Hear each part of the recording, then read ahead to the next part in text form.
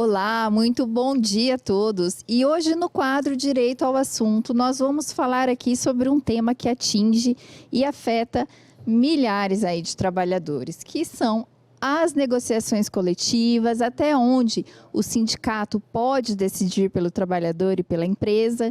E para isso eu trouxe o meu colega de profissão, o advogado Osório Campaner, que vai falar um pouquinho com a gente hoje sobre isso. Bem-vindo, Osório. Olá, Deise, bom dia. É uma satisfação, agradeço muito o convite de estar aqui participando e compartilhar algumas abordagens a respeito da atuação dos sindicatos, em especial nos processos de negociação coletiva. Osório, e afinal, então, vamos explicar o que é uma negociação coletiva?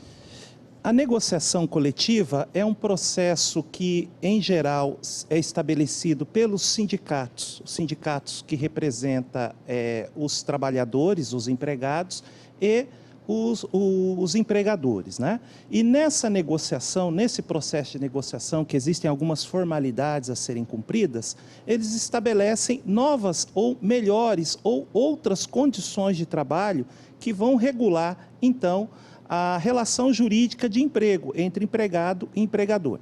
Então, nessa negociação, se estabelece várias condições, em especial, Deise, muitos imaginam que não é importante a atuação dos sindicatos profissionais, especialmente, porque imaginam que o reajuste salarial, o aumento salarial que é concedido pelo empregador, ele é decorrente de uma iniciativa do próprio patrão e não de um processo de negociação coletiva. Então, a principal função, inclusive, dos sindicatos, além de representar trabalhadores ou empregadores, representar a classe, a categoria, é a negociação. Então, por meio da negociação, você consegue, por exemplo, o aumento salarial, o reajuste, as vantagens de caráter salarial, as vantagens de natureza que elevam o patamar mínimo de direitos dos trabalhadores, horas extras, adicional noturno, insalubridade e outras condições.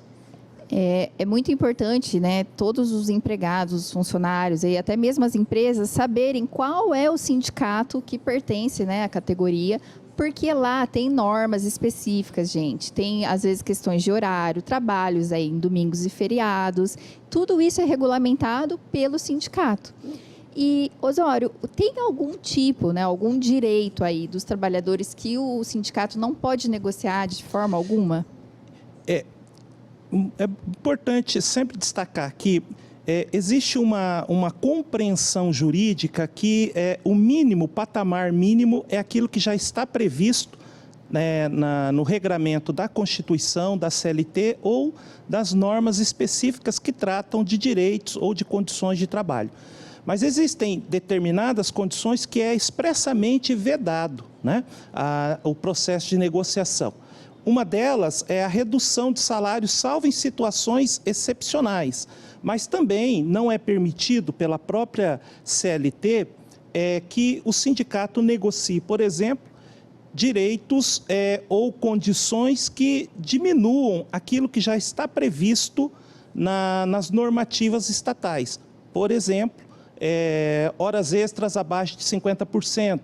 Ou a regulação do adicional noturno inferior ao percentual de 20%, ou o estabelecimento de não direito, por exemplo, de 13º, ou a não concessão de férias, a não concessão ou não pagamento do adicional de 1/3 de férias. Então, essas são algumas das condições que é vedado expressamente que o sindicato venha a negociar, né?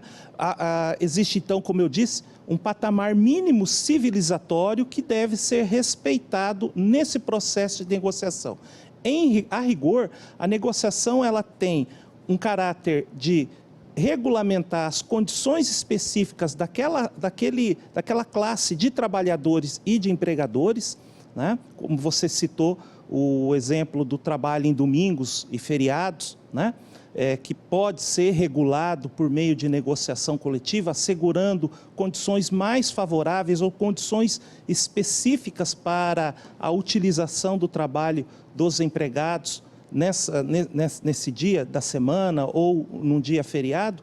Então, essas são situações que podem ser objeto de negociação.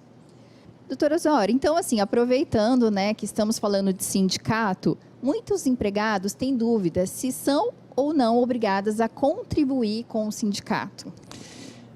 Deise, essa é uma questão que ainda está muito latente, né? Existem 4 fontes de receita que os sindicatos, em tese, podem ter como recebimento dos seus recursos para sua manutenção, né? E uma delas que está condicionada à autorização prévia e expressa, ou seja, então antecedente, que é a contribuição sindical, que foi alterada recentemente com a reforma trabalhista. Tem também a contribuição assistencial, e essa é importante dizer que ela é decorrente, primeiro, de uma atuação específica do sindicato no processo de negociação coletiva, então ela precisa ser deliberada e aprovada em assembleia, e o Supremo Tribunal Federal entendeu que essa contribuição ela é devida por todo e qualquer trabalhador ou empregador, mas também fica assegurado que esta pessoa física ou jurídica, no caso o empregador, possa exercer um direito de se opor ao pagamento dessa contribuição.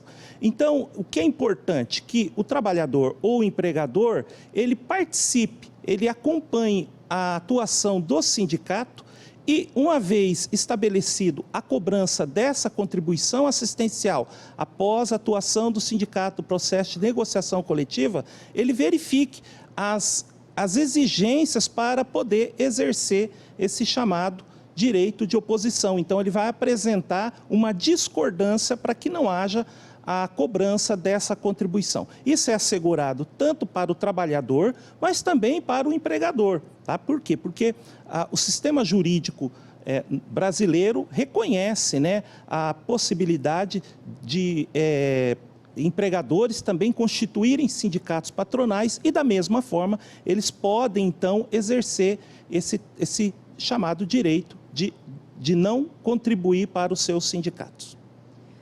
Doutor Osório, muito obrigado pela sua presença, pelos seus esclarecimentos. E lembrando, né, gente, qualquer dúvida, consulte sempre um advogado especialista na área que vai estar aí te orientando a melhor maneira de conduzir qualquer situação. Tá certo, Deise. Eu fico à disposição para outros momentos a gente poder discutir, debater, apresentar algumas questões de caráter trabalhista e sindical. Uma satisfação. Esse foi mais um Direito ao Assunto. Um bom dia a todos.